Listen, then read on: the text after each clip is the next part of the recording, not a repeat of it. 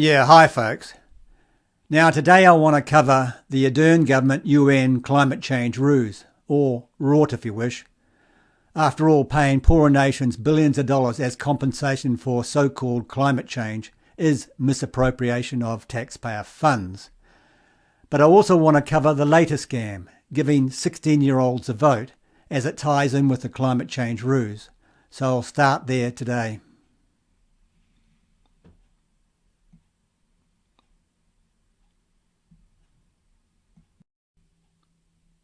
It needs 75% of the adults at Parliament to vote for it, and MPs will get the chance to say yay or nay to lowering our voting age to 16.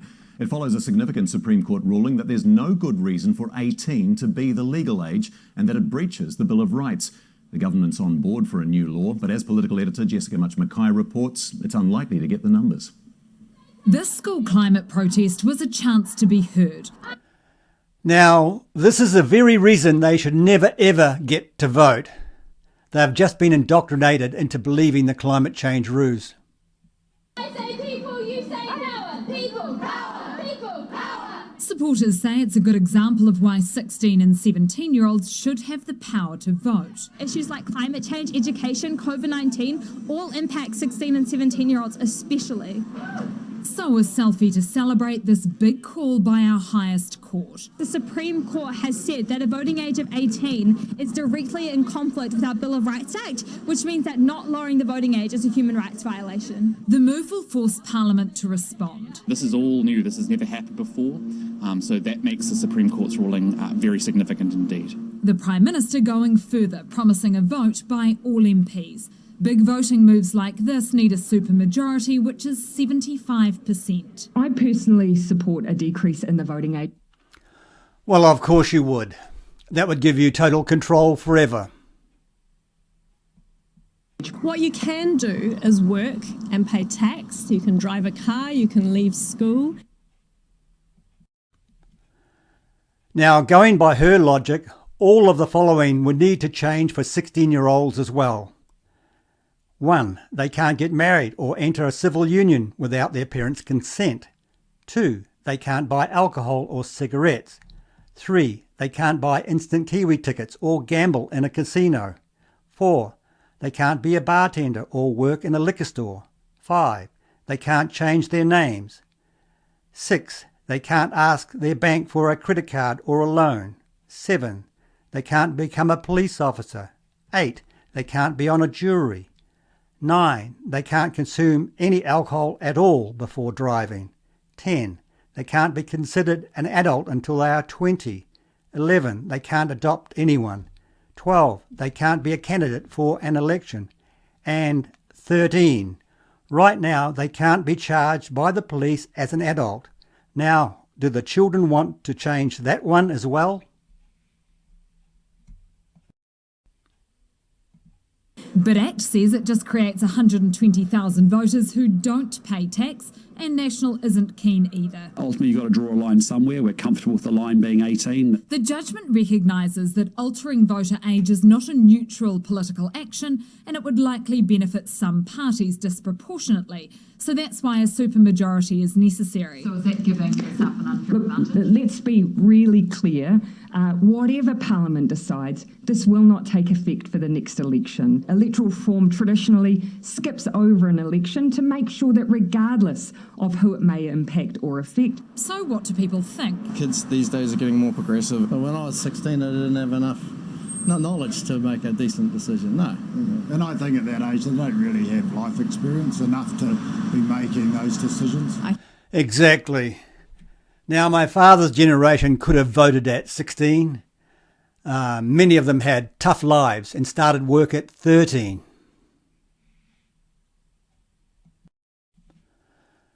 Now, as I mentioned, our kids have been indoctrinated into believing the climate change hoax, and now it's formally part of the curriculum. Now, I recorded this yesterday. This article is more than 2 years old. New Zealand schools to teach students about climate crisis, activism and eco-anxiety.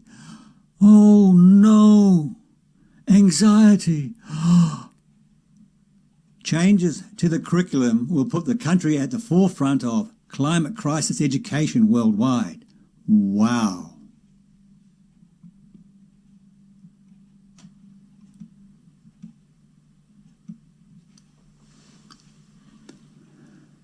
Materials will include a feelings thermometer. Perfect students to vote for Ardern and the Greens, to track their emotions and learn how to change defeatist self-talk.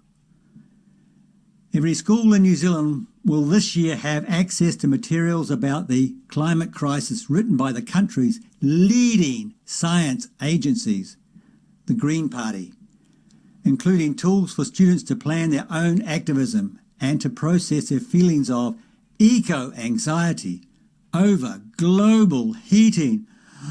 Global heating, oh no. Yes, the Greens are clearly behind this.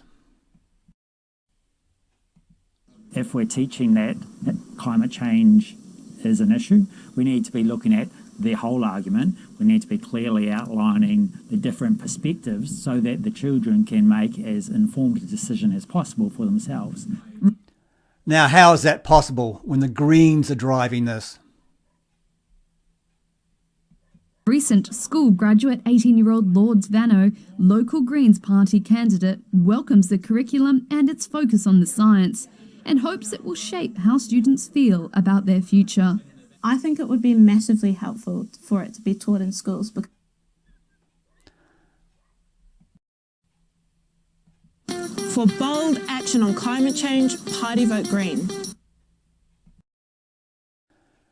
And of course, these potential 16-year-old voters buy into garbage like this from the World Bank, a branch of the Communist UN.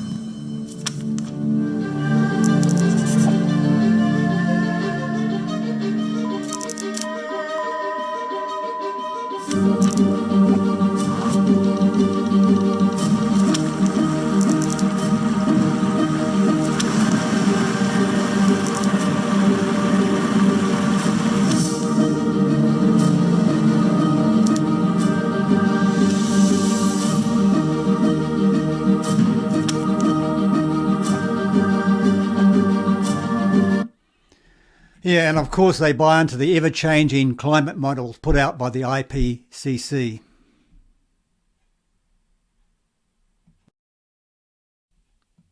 Very much, Hakim. The Intergovernmental Panel on Climate Change has released a report on physical evidence behind the warming climate. The report says it is extremely likely that human influence has been the dominant cause since the 1950s. It warns the world's average temperature could rise by 4.8 degrees Celsius by the end of this century. The problem is, none of this is true, and hat tip to Bronwyn Searle for this one.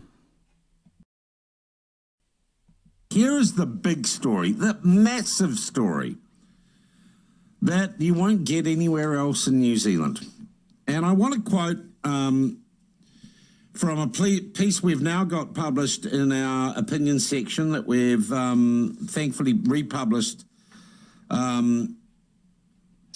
with the kind permission of the New Zealand Centre for Political Research, Muriel Newman's outfit. Now, folks, I've posted a link to that below. And it's a piece by Barry Brill. Barry Brill is a former Minister of Energy for New Zealand, former National MP, former Director of Petrocorp, and Chair of the Gas Council, Power New Zealand, the BSANZ. He is currently the chairman of the New Zealand Climate Science Coalition, and he's published... Yeah, now the left like to call these guys climate skeptics, but in reality they are climate realists. ...a piece that highlights and looks at a New York Times column which contains the shocking revelation that United Nations modelling and predictions for global warming this century have halved. That's right, halved. Just a few years ago, climate predictions, and I'm quoting from the article here, for this century looked quite apocalyptic, with most scientists warning that continuing business as usual would bring the world 4 or even 5 degrees Celsius of warming. A change disruptive enough to call forth not only predictions of food crises and heat stress, state conflict and economic strife, but from some corners warnings of civilizational collapse and even a sort of human endgame. Very scary. 5 degrees Celsius this century of climate change increase. Guess what that is now? 2.5 degrees. This is from the United Nations itself. 2.5 degrees. A report from the UN Climate Change released on 26th of October. Okay, so about a month ago. It says the world is on track for around 2.5 degrees Celsius of warming by the end of the century. This is a major change, people.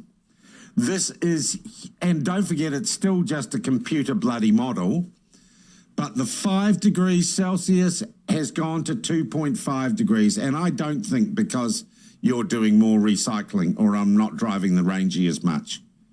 They just got the figures wrong.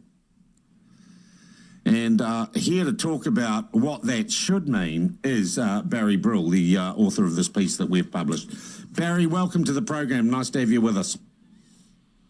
Oh, good morning. All right, Barry, this is such a huge story, isn't it? It is. I think it's the biggest climate change story of the last decade. We've been hearing constant references to 5 degrees and a catastrophe and climate emergency, climate crisis, and even existential threat to the future of humanity. Now, with a stroke, all of that disappears, and the 4 to 5 degree scenario is suddenly dead and replaced with the United Nations official prediction, which it contained in its 132-page book that it prepared for COP27, the International Climate Convention, which is just being held in Egypt. And the official papers prepared for that have a prediction for 2100 on a business as usual basis to 2.5. When I say a business as usual basis, that 2.5 assumes that we will do no more new policies from now on. So although there are existing climate policies, we are told they haven't been enough. But if there are no more climate policies, then the models say we will hit 2.5 by the year 2100. Now that's a pretty modest figure, the 2.5 degree. The Paris Agreement in 2015 aimed to get us to 2 degrees. Well, obviously we're almost there. Wow, so the crisis, the climate emergency is over, Barry. Certainly the emergency is over. The attempt to continue to reduce emissions, I've no doubt that will carry on. but at least we won't be hearing these hair-raising stories in that what we're aiming to do and what we think is going to happen is only a half-degree difference over a period of 80 years. Barry, this is massive. Why aren't I reading about this and stuff and seeing it on TVNZ and News Hub? Well, the answer to that is obvious, isn't it? And of course, the UN's own modelling didn't stop them pushing ahead with COP27, did it? Despite a historic deal being struck at COP27 in Egypt, many have come away from the climate summit disappointed at the lack of action. For the first time, rich nations will now pay poorer countries for damage caused by climate change. But progress on the root cause of those disasters appears to have been stonewalled by oil-producing nations. The BBC's Justin Rowlett has more. These talks were supposed to end on Friday. They went through Friday night and then through Saturday night.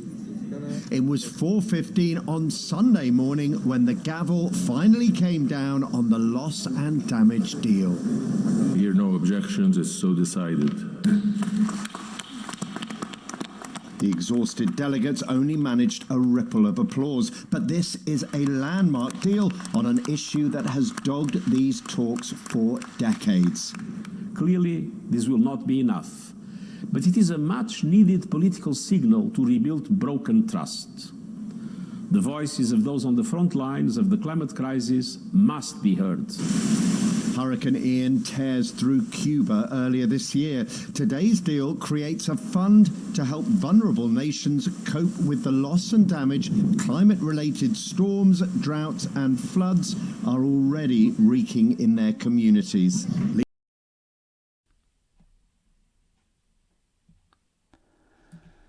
Yeah.